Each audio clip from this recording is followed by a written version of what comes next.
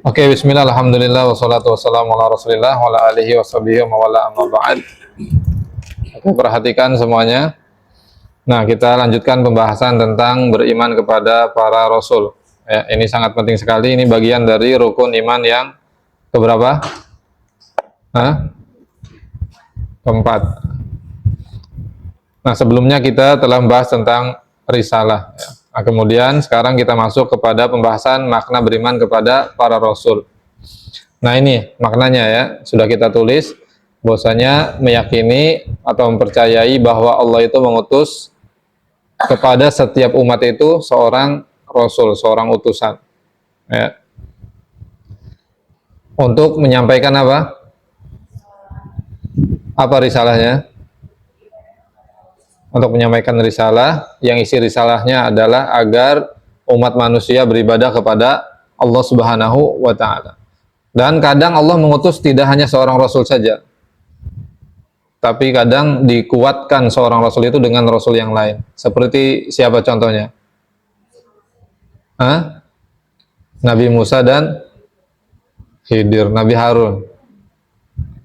Nabi Musa dan Nabi Harun.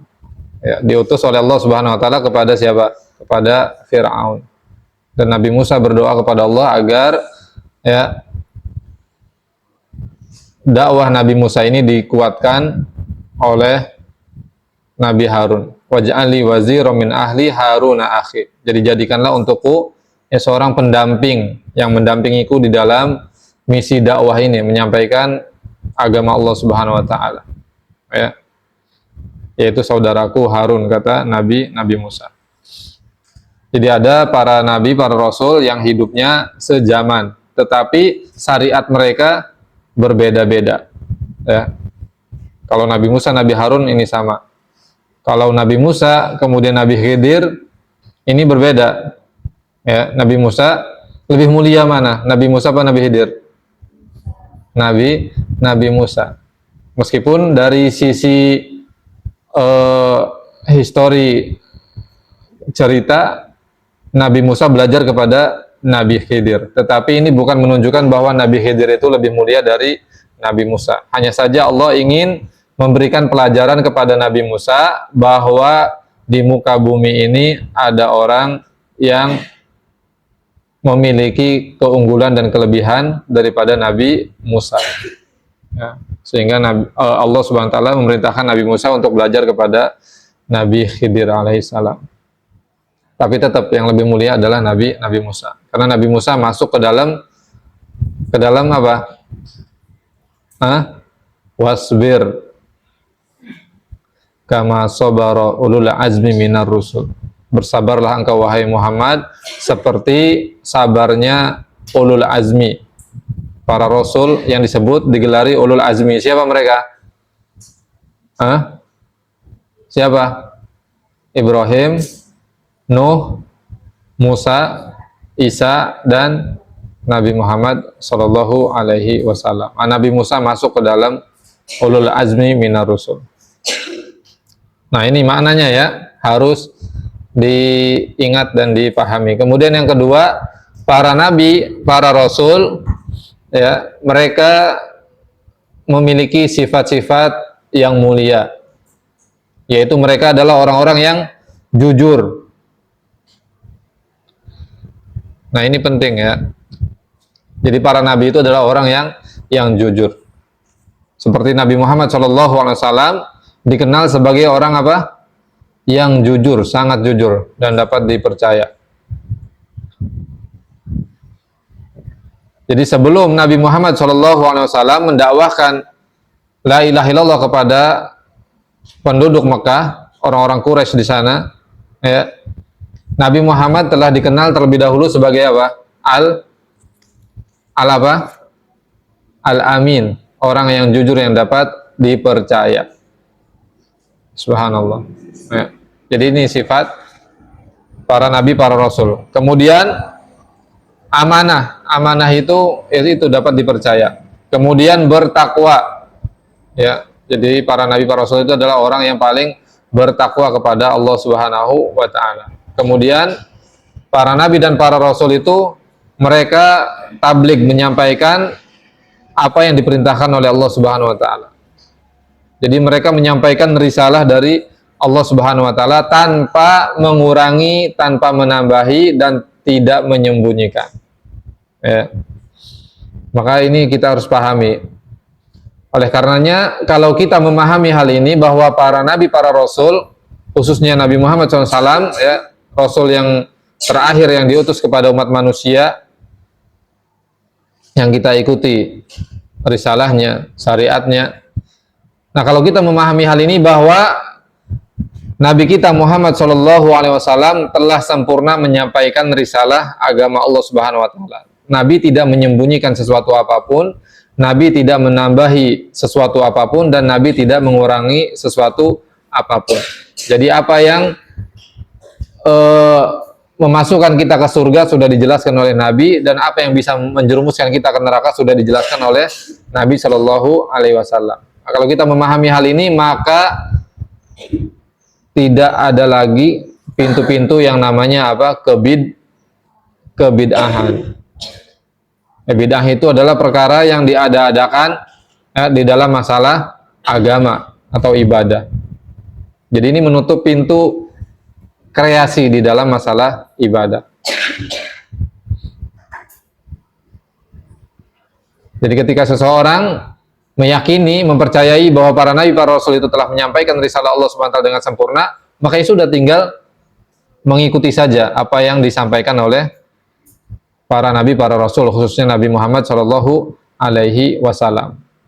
Makanya Nabi mewanti-wanti kita, ya, man amila amalan laisa alaihi amruna fahuwa raddun. Jadi siapa yang mengerjakan suatu amal ibadah tidak ada contohnya dari kami, tidak ada perintahnya dari kami, kata Nabi Shallallahu Alaihi Wasallam, maka amalan itu adalah tertolak. Jadi orang-orang yang mengadakan suatu amal-amal dan dia anggap itu adalah amal ibadah, apalagi meyakini itu amalan memiliki keutamaan, padahal tidak ada contohnya dari Nabi, tidak ada perintahnya dari Nabi, maka amalan tersebut adalah tertolak.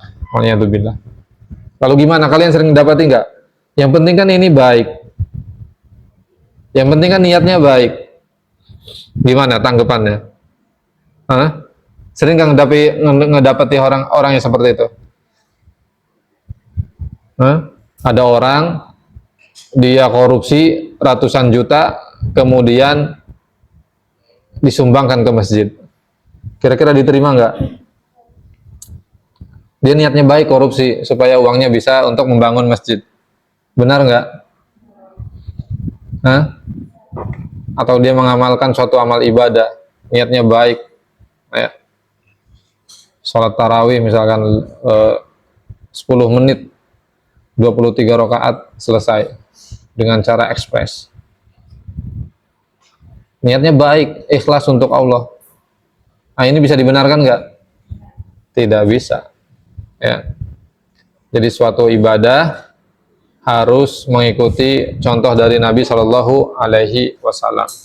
Ketika bersedekah maka tempuhlah dengan jalur yang benar. Ya, ketika beribadah melaksanakan sholat juga tempuhlah dengan cara yang benar. Jadi baik saja tidak cukup, tapi harus benar sesuai dengan tuntunan agama. Ya, sesuai tuntunan Nabi Shallallahu Alaihi Wasallam. Kemudian di dalam surat An-Nahl ayat 35. Coba ada di buku halaman 49. Fahal ala rasuli illal balagul mubin. Ya, kewajiban para rasul itu adalah menyampaikan amanat Allah Subhanahu wa taala dengan terang. Subhanallah.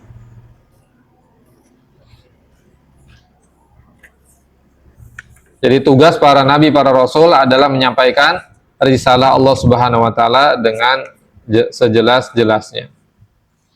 Kemudian dakwah para nabi dan para rasul itu adalah sama, ya. Menyampaikan apa? Tauhid. Nah, dalam surat An-Nahl ayat 36, wa laqad ba'atsna fi kulli ummatin rasulan an ibudullah wajtanibut tagut. Sungguh kata Allah telah kami utus pada setiap umat itu seorang rasul untuk menyeru sembahlah Allah Subhanahu wa taala saja dan jauhilah togut. Togut itu sesuatu yang diagungkan, ya, selain Allah, yang dipuja-puja, ya, selain Allah, yang diperlakukan berlebihan, ya, seolah-olah dia itu Tuhan. Maka ini disebutnya togut. Kemudian para nabi dan para rasul itu mereka beda-beda membawa syariatnya. Sama nggak syariat Nabi Muhammad dengan Nabi Isa? Beda. Nabi Muhammad dan Nabi Musa sama nggak? Beda syariat.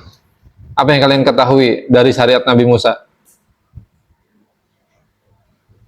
Perbedaannya, satu saja contoh perbedaan syariat Nabi Musa dan syariat Nabi Muhammad. Hah?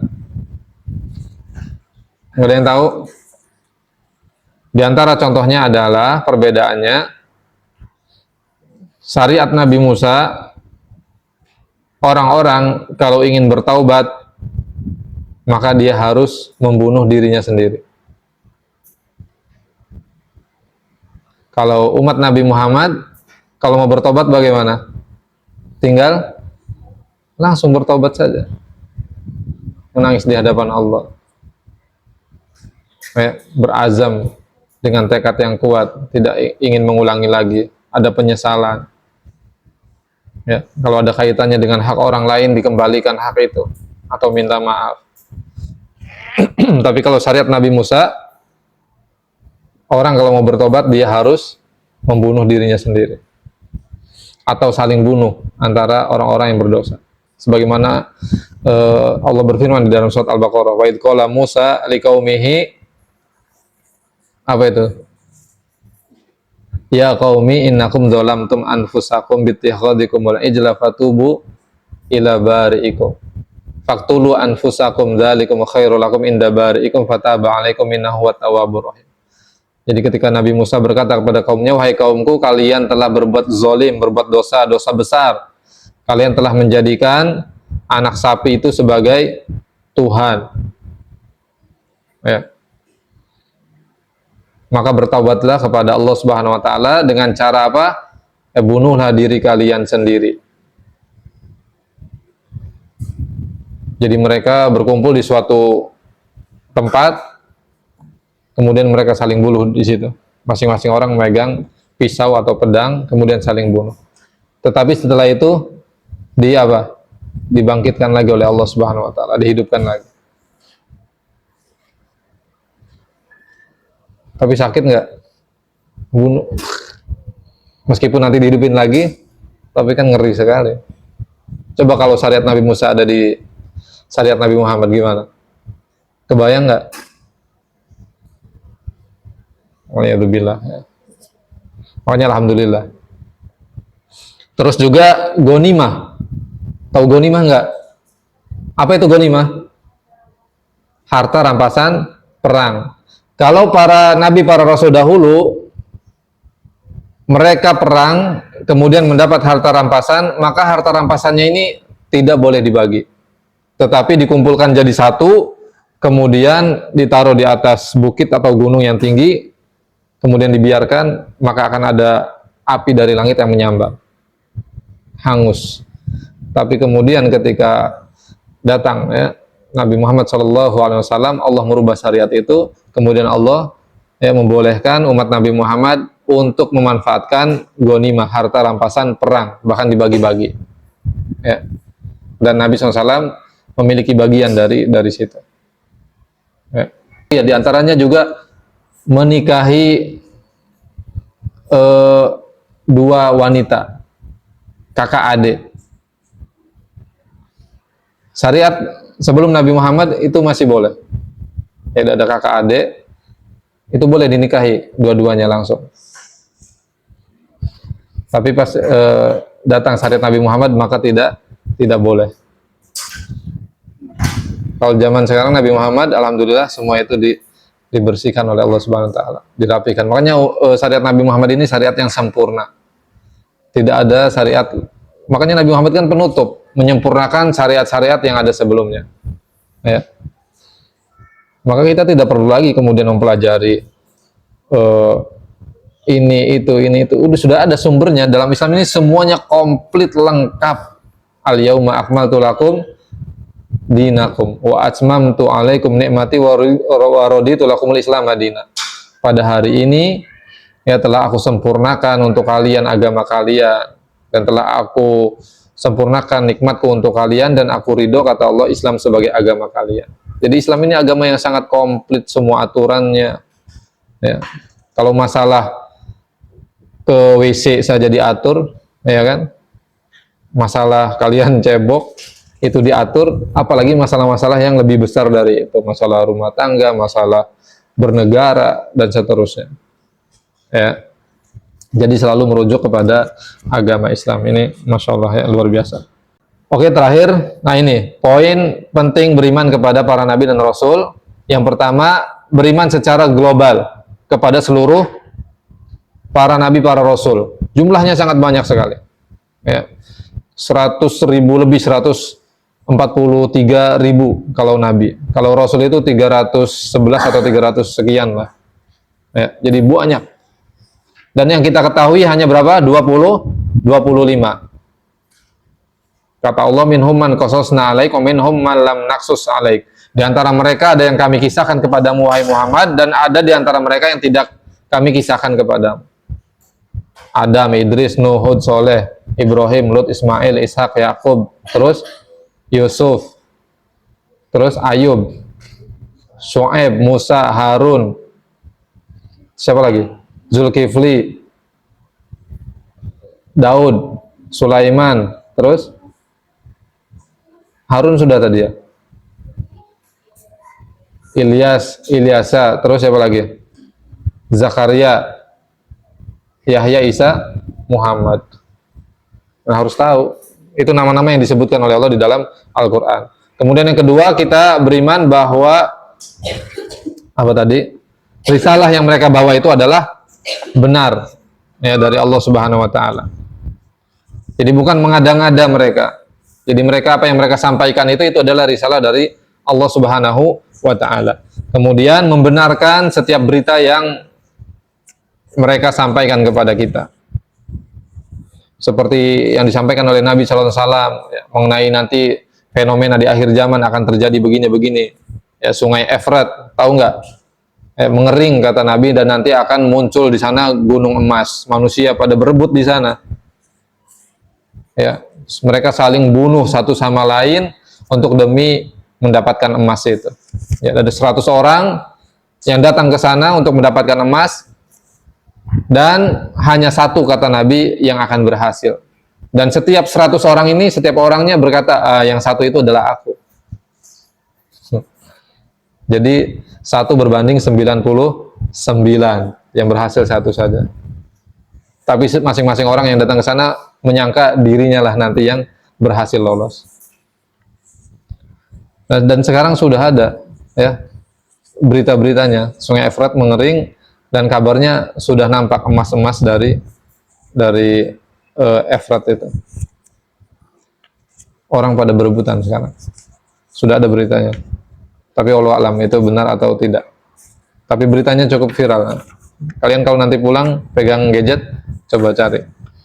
Kemudian yang keempat adalah mengamalkan syariat yang dibawa oleh para nabi, para rasul. Ya. Nah, khususnya kita siapa? Nabi Muhammad Shallallahu Alaihi Wasallam.